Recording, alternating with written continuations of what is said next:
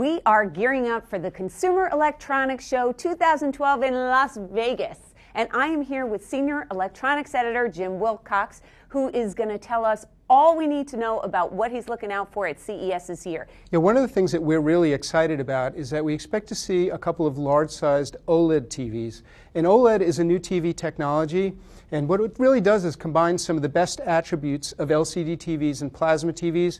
Very, very super thin, energy efficient, great black levels. In fact, we had to get new test equipment to test them when we got one in about 2 years ago. Sony had an 11-inch model, cost $2,500, so they're expensive, and they've had a tough time making them bigger. But at the show, we expect to see TVs in the 50 to 55-inch range. And what about 3D? 3D was hot last year. What about this year? Yeah, I think 3D is going to be more evolutionary. There are two 3D technologies right now. There's active, which you see on plasma TVs and some LCD TVs, and they require the active shutter glasses. They're sort of expensive and bulky.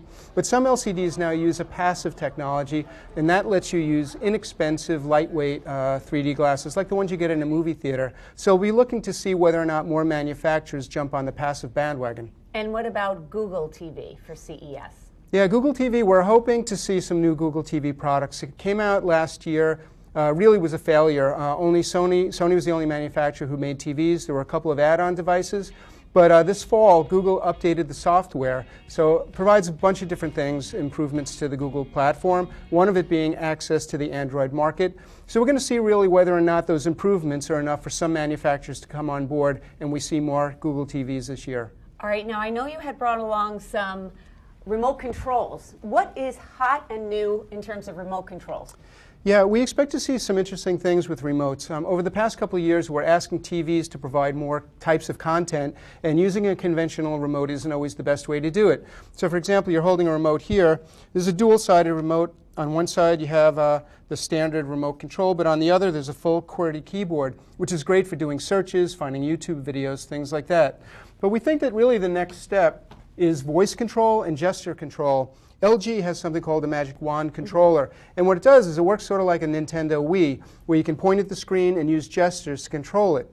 Now, it's a secondary remote, so there are some things that it's still easier to use the normal remote for, but we think using these kinds of things and even newer remote controls that use voice activation. Xbox just came out with a software update, and it allows you now to yell at your screen. So there may be more of a reason than just yelling at your sports team. Actually, you can do controls by talking to the TV. Oh, nice. Now, what about in the horizon? What are you seeing? Yeah, I mean, there are a couple of things that we're looking at. There's a new TV format called 21 by 9.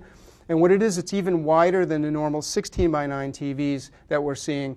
And so the reason you would want that is a lot of movies are shot in 2:3:5:1, an even wider format. What that'll do sometimes is put black bars above and below the line, just like the old 16 by 9 stuff when you had a 4:3 TV.